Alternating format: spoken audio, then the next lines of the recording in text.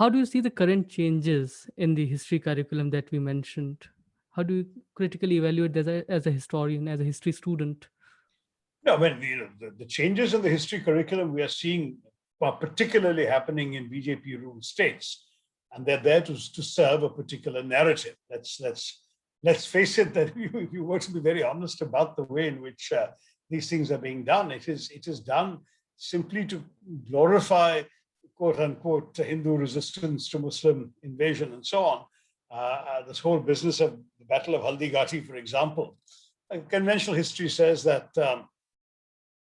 that essentially Akbar was able to get the Maharana Udaipur essentially out of the way and consolidate his hold all over the north.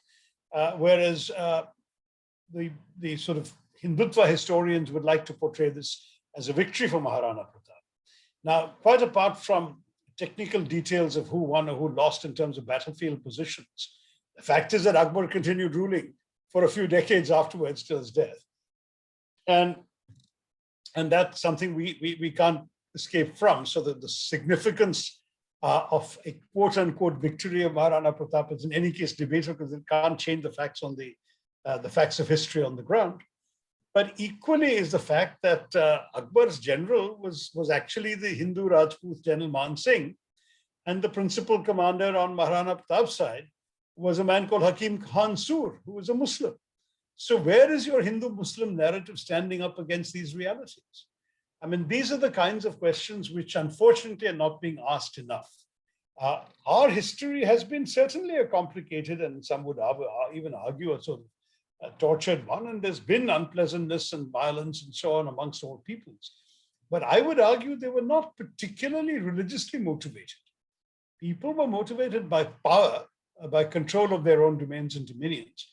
And if a Hindu soldier or a Hindu general could serve them, that's fine for a Mughal king. And if indeed a Muslim soldier or artillery captain could serve him, that was fine for a Hindu king. Shivaji had Muslim artillery captains and gunners. And Maharana Pratap had someone like Hakim Khan Sur. And there were similarly figures cutting across all these divides. This kind of simplification of history to serve a sort of Hindu versus Muslim politics today by talking about monolithic ideas of Hindus and Muslims in the past is actually profoundly ahistorical, or unhistorical if you want. And I therefore would want to stress that it's not my view of history. I hope that, like myself as a student, that our kids who are really interested in history will read beyond the prescribed textbooks.